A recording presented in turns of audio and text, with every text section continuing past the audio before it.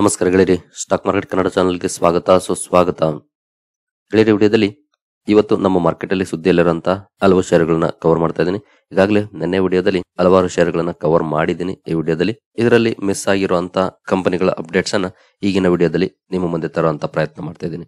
ಜೊತೆಗೆ ಮಾರ್ಕೆಟ್ ಬಗ್ಗೆ ಕೂಡ ಒಂದಷ್ಟು ವಿಚಾರವನ್ನ ತಿಳ್ಕೊಳ್ಳೋಣ. ಕೆಲವೊಂದು ಪಾಸಿಟಿವ್ ನ್ಯೂಸ್ ಕೂಡ ಇದೆ ಮಾರ್ಕೆಟ್ಗೆ, ಅದ್ರ ಬಗ್ಗೆ ಕೂಡ ಒಂದಷ್ಟು ತಿಳ್ಕೊಳ್ಳೋಣ. ಮುಂದುವರಿಯ ಮುಂಚೆ ಡಿಸ್ಕ್ಲೇಮರ್ ಕೊಡ್ಲಿಕ್ಕೆ ಇಷ್ಟಪಡ್ತೀನಿ. ಇಲ್ಲಿ ಕವರ್ ಮಾಡ್ತಿರುವಂತಹ ಯಾವುದೇ ಸ್ಟಾಕ್ ಅನ್ನು ಕೂಡ ರೆಕಮೆಂಡ್ ಮಾಡ್ತಿಲ್ಲ. ನೀವು ಫರ್ದರ್ ಸ್ಟಡಿ ಮಾಡಿ ಡಿಸಿಷನ್ ತಗೊಳ್ಬಹುದು. ಆಸ್ ಎ ಎಜುಕೇಶನಲ್ ಪರ್ಪಸ್ ನಾನು ವಿಡಿಯೋ ನಿಮ್ಮ ಮುಂದೆ ತರ್ತಾ ಇದ್ದೀನಿ. ಮೊದಲಿಗೆ ಅದಾನಿ ಗ್ರೂಪ್ ಸುದ್ದಿಯಲ್ಲಿರುತ್ತೆ. ಸಾಕಷ್ಟು ಬ್ಯಾಡ್ ನ್ಯೂಸ್ ಗಳು ಈಗಾಗಲೇ ಅದಾನಿ ಗ್ರೂಪ್ ನ ಬಗ್ಗೆ ಬಂದಿದೆ. ಮೊದಲ ಯಾವ ರೀತಿ ಇವತ್ತು ರೆಸ್ಪಾನ್ಸ್ ಇರುತ್ತೆ ಅದಾನಿ ಗ್ರೂಪ್ ಅಲ್ಲಿ ಅಂತ ಬಾಂಗ್ಲಾದೇಶ್ ಎನರ್ಜಿ ಡೀಲ್ ಅನ್ನ ರಿವ್ಯೂ ಮಾಡುವಂತ ನಿರ್ಧಾರವನ್ನ ಮಾಡ್ತಾ ಇದೆ. ಜೊತೆಗೆ ಸುಪ್ರೀಂ ಕೋರ್ಟ್ ಅಲ್ಲಿ ಹೊಸ ಅಪ್ಲಿಕೇಶನ್ ಕೂಡ ಫೈಲ್ ಆಗಿದೆ ಇದರ ಬಗ್ಗೆ ಎನ್ಕ್ವೈರಿ ಮಾಡ್ಲಿಕ್ಕೆ. ಹಾಗೆ US ಸಮನ್ವನ್ನ ಕೊಟ್ಟಿದೆ. ಹಾಗಾಗಿ ಅದಾನಿ ಗ್ರೂಪ್ ಅನ್ನ ಇವತ್ತು ಅಬ್ಸರ್ವ್ ಮಾಡಬಹುದು ಯಾವ ರೀತಿ ಇರುತ್ತೆ ರಿಯಾಕ್ಷನ್ ಈ ಸ್ಟಾಕ್ ಗಳಲ್ಲಿ ಅಂತ.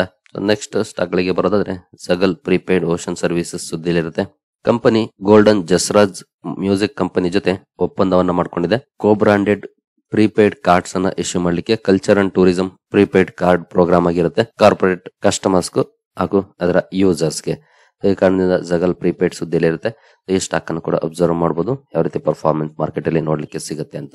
ನಂತರ ಸೆಂಟ್ರಲ್ ಬ್ಯಾಂಕ್ ಆಫ್ ಇಂಡಿಯಾ ಸುದ್ದಿಯಲ್ಲಿರುತ್ತೆ. ಕಾರಣ ಕಂಪನಿ ಇನ್ಶೂರೆನ್ಸ್ ಬಿಸ್ನೆಸ್ ಗೆ ಇಳಿಯೋದಕ್ಕೆ RBI ಅಪ್ರೂವಲ್ ಅನ್ನ ಕೊಟ್ಟಿದೆ. Through joint venture company insurance business ಅನ್ನ ಸ್ಟಾರ್ಟ್ ಮಾಡ್ತಾ ಇದೆ. ಈ ಕಾರಣಕ್ಕೆ ಸುದ್ದಿಯಲ್ಲಿರುತ್ತೆ. ಈ ಸ್ಟಾಕ್ ಅನ್ನು ಕೂಡ ಅಬ್ಸರ್ವ್ ಮಾಡಬಹುದು. ಈ ನ್ಯೂಸ್ಗೆ ಸಂಬಂಧಪಟ್ಟಂತೆ ಯಾವ ರೀತಿ ರಿಯಾಕ್ಷನ್ ಮಾರ್ಕೆಟ್ ಅಲ್ಲಿ ಇರುತ್ತೆ ಅಂತ. ನಂತರ MTNL ಕೂಡ ಸುದ್ದಿಯಲ್ಲಿರುತ್ತೆ. ನನಗಾಗಲೇ ಸಾಕಷ್ಟು ಸಲ ಹೇಳಿದ್ದೀನಿ ಈ ಸ್ಟಾಕ್ ಇಂದ ದೂರ ಇರೋದು ಬೆಟರ್ ಅಂತ.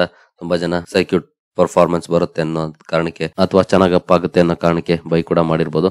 ಬಟ್ ಇದು ಒಂದು ಮುಳುಗ್ತಿರೋ ಹಡಗು ಅಂತಾನೆ ಹೇಳ್ಬೇಕು. ನೀವು ಇಲ್ಲಿ ನೋಡಬಹುದು ಹೈಯಿಂದ ಯಾವ ರೀತಿ ಕರೆಕ್ಷನ್ ಆಗಿದೆ ಅಂತ. More than 55%. ಈ ಕಂಪನಿ ಕೂಡ ಸುದ್ದಿಲಿರುತ್ತೆ. ಕಾರಣ ಅಗೇನ್ ಬಾಂಡ್ ಪೇಮೆಂಟ್ ಅನ್ನ ಫಂಡ್ ಮಾಡದೇ ಇರೋದು ಕಾರಣಕ್ಕೆ. ಬಾಂಡ್ ಇಂಟ್ರೆಸ್ಟ್ ಪೇಮೆಂಟ್ ಅನ್ನ ಫಂಡ್ ಮಾಡದೇ ಇರೋದು ಕಾರಣಕ್ಕೆ ಕಂಪನಿ ಸುದ್ದಿಯಲ್ಲಿರುತ್ತೆ. ಖಂಡಿತ ಯಾವುದೇ ಕಂಪನಿ ಇಂಟ್ರೆಸ್ಟ್ ಪೇಮೆಂಟ್ ಆಗ್ಬೋದು ಅಥವಾ ಪೇಮೆಂಟ್ ಆಗ್ಬೋದು, ಇದನ್ನ ಮಿಸ್ ಮಾಡ್ತಿದೆ ಅಂತಂದ್ರೆ ಅದರಲ್ಲಿ ದೊಡ್ಡ ಸಮಸ್ಯೆಗಳಿದೆ ಅಂತಾನೆ ಅರ್ಥ. ಯಾಕಂದ್ರೆ ಅವ್ರ ಹತ್ರ ಅದನ್ನ ಪೇ ಮಾಡಕ್ ದುಡ್ಡಿಲ್ಲ ಅಂತಾನೆ ಅರ್ಥ. ಹಾಗಾಗಿ ಅಂತಹ ಕಡೆ ನಾವು ಕೇರ್ಫುಲ್ ಆಗಿರ್ಬೇಕಾಗುತ್ತೆ. ನಾನು ಈಗಾಗಲೇ ಈ ಹಿಂದೆ ವಿಡಿಯೋ ಮಾಡಿದ್ದೀನಿ ದಿ ಎಂಡ್ ಆಫ್ MTNL ಅಂತ. ಅದರಲ್ಲಿ ತುಂಬಾ ಡೀಟೇಲ್ ಆಗಿ ಎಕ್ಸ್ಪ್ಲೈನ್ ಕೂಡ ಮಾಡಿದ್ದೀನಿ. ದೂರ ಇರೋದು ಬೆಟರ್ ಈ ಸ್ಟಾಕ್ ಇಂದ.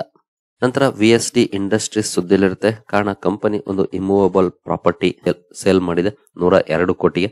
ಈ ಕಾರಣದಿಂದ VSD ಇಂಡಸ್ಟ್ರೀಸ್ ಕೂಡ ಸುದ್ದಿಲಿರುತ್ತೆ. ಈ ಸ್ಟಾಕ್ ಅನ್ನು ಕೂಡ ಅಬ್ಸರ್ವ್ ಮಾಡಬಹುದು ಯಾವ ರೀತಿ ಪರ್ಫಾರ್ಮೆನ್ಸ್ ಬರುತ್ತೆ ಅಂತ. ನಂತರ BSE ಲಿಮಿಟೆಡ್ ಸುದ್ದಿಲಿರುತ್ತೆ.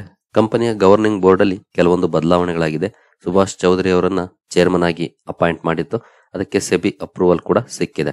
ಈ ಕಾರಣದಿಂದ BSE ಲಿಮಿಟೆಡ್ ಕೂಡ ಸುದ್ದಿಯಲ್ಲಿರುತ್ತೆ. ಈ ಸ್ಟಾಕ್ ಅನ್ನು ಕೂಡ ಇವತ್ತು ಅಬ್ಸರ್ವ್ ಮಾಡಬಹುದು. ನಂತರ ಯೂನೋ ಮಿಂಡಾ ಸುದ್ದಿಯಲ್ಲಿರುತ್ತೆ. ಕಾರಣ ಕಂಪನಿ 50 ಕೋಟಿ ಕಮರ್ಷಿಯಲ್ ಪೇಪರ್ಸ್ ಅನ್ನ ಇಶ್ಯೂ ಮಾಡಿದೆ. ಕಮರ್ಷಿಯಲ್ ಪೇಪರ್ಸ್ ಇಶ್ಯೂ ಮಾಡೋದು ಕೂಡ ಒಂದು ಪಾಸಿಟಿವ್ ಪಾಯಿಂಟ್ ಆಗುತ್ತೆ ಮಾರ್ಕೆಟ್ಗೆ. ಯಾಕಂದ್ರೆ ಕಂಪನಿ ಬಗ್ಗೆ ಇರುವಂತ ಕಾನ್ಫಿಡೆನ್ಸ್ ಅನ್ನ ತೋರಿಸುತ್ತೆ ಕಮರ್ಷಿಯಲ್ ಪೇಪರ್ಸ್ ಇಶ್ಯೂ ಮಾಡೋದು ಫಂಡ್ ರೈಸ್ ಮಾಡ್ಲಿಕ್ಕೆ. ಈ ಕಾರಣದಿಂದ ಯೂನೋ ಮಿಂಡಾ ಕೂಡ ಅಬ್ಸರ್ವ್ ಮಾಡಬಹುದು ಯಾವ ರೀತಿ ಪರ್ಫಾರ್ಮೆನ್ಸ್ ಬರುತ್ತೆ ಅಂತ. ನಂತರ CESC ಕೂಡ ಸುದ್ದಿಲಿರುತ್ತೆ. ಕಾರಣ ನೀವಿಲ್ಲಿ ನೋಡಬಹುದು 871 crore ಡೀಲ್ ಮಾಡ್ಕೊಂಡಿದೆ to acquire Chandigarh power farm. ಈ ಕಾರಣದಿಂದ CESC ಕೂಡ ಸುದ್ದಿಲಿರುತ್ತೆ. ಈ ಸ್ಟಾಕ್ ಅನ್ನು ಕೂಡ ಇವತ್ತು ಅಬ್ಸರ್ವ್ ಮಾಡಬಹುದು ಯಾವ ರೀತಿ ಪರ್ಫಾರ್ಮೆನ್ಸ್ ಸ್ಟಾಕ್ ಅಲ್ಲಿ ನೋಡ್ಲಿಕ್ಕೆ ಸಿಗುತ್ತೆ ಅಂತ. ನಂತರ ಎಸ್ಕಾರ್ಟ್ಸ್ ಕುಬೋಟಾ ಕೂಡ ಸುದ್ದಿಯಲ್ಲಿರುತ್ತೆ. ಕಂಪನಿಯ ಆರ್ಮ್ ಅಂದ್ರೆ ಸಬ್ಸಿಡಿಯರಿ NBFC ಶುರು ಮಾಡಿದೆ. ನಾನ್ ಬ್ಯಾಂಕಿಂಗ್ ಫೈನಾನ್ಷಿಯಲ್ ಕಾರ್ಪೊರೇಷನ್ ಅಥವಾ ಇನ್ಸ್ಟಿಟ್ಯೂಷನ್ಸ್ ಶುರು ಮಾಡಿದೆ. ಅಂದ್ರೆ ವಿತೌಟ್ ಅಕ್ಸೆಪ್ಟಿಂಗ್ ಪಬ್ಲಿಕ್ ಮನಿ ಕಂಪನಿ ಕ್ರೆಡಿಟ್ಸ್ ಅನ್ನು ಕೊಡೋದಕ್ಕೆ ಶುರು ಮಾಡಿದೆ. ಈ ಕಾರಣದಿಂದ ಸುದ್ದಿಯಲ್ಲಿರುತ್ತೆ ಎಸ್ಕಾರ್ಟ್ಸ್ ಕುಬೋಟಾ ಕೂಡ. ಈ ಸ್ಟಾಕ್ ಅನ್ನು ಕೂಡ ಇವತ್ತು ಅಬ್ಸರ್ವ್ ಮಾಡಬಹುದು ಯಾವ ರೀತಿ ಪರ್ಫಾರ್ಮೆನ್ಸ್ ಈ ನ್ಯೂಸ್ ಗೆ ಸಂಬಂಧಪಟ್ಟಂತೆ ಇರುತ್ತೆ ಅಂತ. ಕೆಲವರು ಈ ಸ್ಟಾಕ್ ಬಗ್ಗೆ ಪ್ರಶ್ನೆ ಮಾಡ್ತಾ ಇದ್ರಿ, ಎಸ್ಕಾರ್ಟ್ಸ್ ಕುಬೋಟಾ ಹೇಗಿದೆ ಇನ್ವೆಸ್ಟ್ಮೆಂಟ್ ಮಾಡ್ಲಿಕ್ಕೆ ಅಂತ. ಖಂಡಿತ ಒಳ್ಳೆ ಕಂಪನಿನೇ. 38,000 ಕೋಟಿ ಮಾರ್ಕೆಟ್ ಕ್ಯಾಪ್ ಇರುವಂತಹ ಕಂಪನಿ. ಲಾಸ್ಟ್ 1 year ಪರ್ಫಾರ್ಮೆನ್ಸ್ ಅನ್ನು ನೋಡಿದ್ರೆ ಅಂತ ಒಳ್ಳೆ ಪರ್ಫಾರ್ಮೆನ್ಸ್ ಏನ್ ಬಂದಿಲ್ಲ. ಬಟ್ 5 years ಅಲ್ಲಿ ನೋಡಬಹುದು ತುಂಬಾ ಚೆನ್ನಾಗಿದೆ. ಹಾಗೆ ಮ್ಯಾಕ್ಸಿಮಮ್ ಪರ್ಫಾರ್ಮೆನ್ಸ್ ಈ ರೀತಿ ಇದೆ. ಇಂಟ್ರೆಸ್ಟ್ ಇರಬೇಕಿದ್ರೆ ಸ್ಟಡಿ ಮಾಡಬಹುದು ಕಂಪನಿನ. ಬಟ್ ವಾಲಟೈಲ್ ಇರುತ್ತೆ, ನೀವು ಇಲ್ಲೇ ನೋಡಬಹುದು ಪರ್ಫಾರ್ಮೆನ್ಸ್ ಗಳನ್ನ. ಈ ವಾಲಟಾಲಿಟಿ ಬೇರ್ ಮಾಡುವಂತ ಪೇಷನ್ಸ್ ಇರಬೇಕಾಗುತ್ತೆ ಕಂಪನಿಯಲ್ಲಿ ಇನ್ವೆಸ್ಟ್ ಮಾಡೋರ್ಗೆ. ನಂತರ ಶಕ್ತಿ ಪಂಪ್ಸ್ ಇವತ್ತು ಸುದ್ದಿಯಲ್ಲಿರುತ್ತೆ.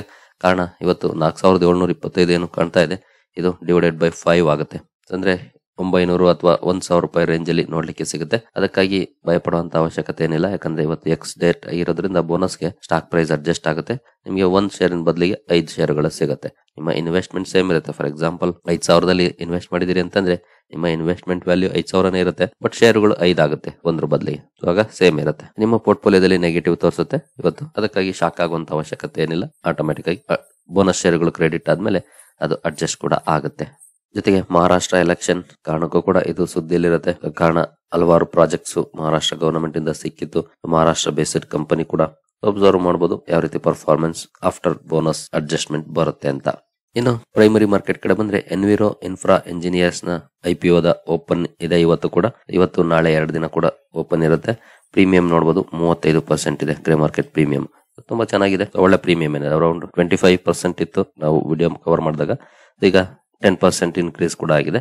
35% ಪ್ರೀಮಿಯಂ ಇದೆ. ಇಂಟ್ರೆಸ್ಟ್ ಬೇಕಿದ್ರೆ ಸ್ಟಡಿ ಮಾಡಬಹುದು. ಇನ್ನು NTPC ಗ್ರೀನ್ ನ ಪ್ರೀಮಿಯಂ ಎಷ್ಟಿದೆ ಅಂತ ನೋಡಿದ್ರೆ ಇಲ್ಲೂ ಕೂಡ ಸ್ವಲ್ಪ ಇಂಪ್ರೂವ್ ಆಗಿದೆ. 0 ಆಗ್ಬಿಟ್ಟಿತ್ತು, ಈಗ 3.5 rupees ಅಥವಾ 3.24% ಪ್ರೀಮಿಯಂ ಆಸ್ ಆಫ್ ನೌ ಕಾಣ್ತಾ ಇದೆ. ನೋಡೋಣ ಲಿಸ್ಟಿಂಗ್ ದಿನ ಯಾವ ರೀತಿ ಲಿಸ್ಟ್ ಆಗುತ್ತೆ ಅಂತ. 0 ಆಗಿತ್ತು, ಈಗ 3% ಆಗಿದೆ. ಬಹುಶಃ ಮಾರ್ಕೆಟ್ ಸೆಂಟಿಮೆಂಟ್ ಏನಾದ್ರು ಪಾಸಿಟಿವ್ ಟರ್ನ್ ಆದ್ರೆ ಇಲ್ಲಿ ಇಂಪ್ರೂವ್ ಕೂಡ ಆಗ್ಬೋದೇನೋ. ಇನ್ನು ಗಿಫ್ಟ್ ನಿಫ್ಟಿ ಕಡೆ ಬಂದ್ರೆ ಗಿಫ್ಟ್ ನಿಫ್ಟಿಯಲ್ಲಿ ನೋಡಬಹುದು ಆಸ್ ಆಫ್ ನೌ 301 ಪಾಯಿಂಟ್ಸ್ ಅಥವಾ 1.25% ಪಾಸಿಟಿವ್ ಪರ್ಫಾರ್ಮೆನ್ಸ್ ನೋಡ್ಲಿಕ್ಕೆ ಸಿಗ್ತಾ ಇದೆ. ಭರ್ಜರಿ ಧಮಾಕ ಅಂತಾನೆ ಹೇಳ್ಬೋದು. ನೋಡೋಣ ನಮ್ಮ ಮಾರ್ಕೆಟ್ ಯಾವ ರೀತಿ ಓಪನ್ ಆಗುತ್ತೆ ಅಂತ. ಓಪನ್ ಅಂತೂ ಪಾಸಿಟಿವ್ ಆಗಿ ಆಗುವಂತ ಚಾನ್ಸಸ್ ಜಾಸ್ತಿ ಇದೆ. ಜೊತೆಗೆ ಏಷ್ಯನ್ ಮಾರ್ಕೆಟ್ ಗಳು ಕೂಡ ನೋಡಬಹುದು ತುಂಬಾ ಚೆನ್ನಾಗಿ ಟ್ರೇಡ್ ಆಗ್ತಿದೆ. ಎಲ್ಲಾನು ಕೂಡ ಪಾಸಿಟಿವ್ ಇದಾವೆ, ಯಾವುದು ನೆಗೆಟಿವ್ ಏನಿಲ್ಲ. ಗಿಫ್ಟ್ ನಿಫ್ಟಿ ಅಂತೂ ಮೋರ್ ದೆನ್ 300 ಪಾಯಿಂಟ್ಸ್ ಅಪ್ ಅಲ್ಲಿದೆ. ಇಂಡಿಕೇಶನ್ ಅಂತೂ ಬಿಗ್ ಪಾಸಿಟಿವ್ ಆಗಿದೆ. ಜೊತೆಗೆ ಇನ್ನು ಕೆಲವೊಂದು ಅಪ್ಡೇಟ್ಸ್ ಗಳು ಬಂದಿದ್ದಾವೆ. FPI ನ ಶಾರ್ಟ್ ಪೊಸಿಷನ್ಸ್ ಡೌನ್ ಆಗಿರೋ ಬಗ್ಗೆ ಅಪ್ಡೇಟ್ ಬಂದಿದ್ದಾವೆ. ಅರೌಂಡ್ ಕೆಲವು ಅನಲಿಸ್ಟ್ ಹೇಳೋ ಪ್ರಕಾರ 24,500 ಕೂಡ ಟಚ್ ಮಾಡಬಹುದು ಈ ವಾರದಲ್ಲೇ ಅನ್ನುವಂತ ಮಾತುಗಳು ಕೇಳಿ ಬರ್ತಾ ಇದೆ. 23,900 ಟ್ರೇಡ್ ಆಗ್ತಿದೆ. 24,500 ಅಂದ್ರೆ ಆಲ್ಮೋಸ್ಟ್ 600 ಪಾಯಿಂಟ್ಸ್. ಅಷ್ಟು ಪರ್ಫಾರ್ಮೆನ್ಸ್ ಈ ವಾರದಲ್ಲೇ ನೋಡ್ಲಿಕ್ಕೆ ಸಿಗಬಹುದು ಅನ್ನೋಂತ ಎಕ್ಸ್ಪೆಕ್ಟೇಷನ್ ಕೊಡ್ತಿದ್ದಾರೆ. ಬಟ್ ನೋಡೋಣ, ಯಾಕಂದ್ರೆ ಸಾಕಷ್ಟು ಹರ್ಡಲ್ಸ್ ಕೂಡ ಇದೆ ಇದ್ರ ಮಧ್ಯೆ. ಅದಾನಿ ನ್ಯೂಸ್ ಆಗ್ಬೋದು, ರಷ್ಯಾ ಯುಕ್ರೇನ್ ನ್ಯೂಸ್ ಆಗ್ಬೋದು. ಯಾಕಂದ್ರೆ ಜಿಯೋ ಪೊಲಿಟಿಕಲಿ ಏನು ಇಶ್ಯೂಸ್ ಕ್ಲಿಯರ್ ಆಗಿಲ್ಲ, ಅಲ್ಲಿನೂ ಕನ್ಸರ್ನಿಂಗ್ ಆಗೇ ಇದೆ. ಹಾಗಾಗಿ ನೋಡೋಣ ಯಾವ ರೀತಿ ಪರ್ಫಾರ್ಮೆನ್ಸ್ ಇರುತ್ತೆ ಅಂತ.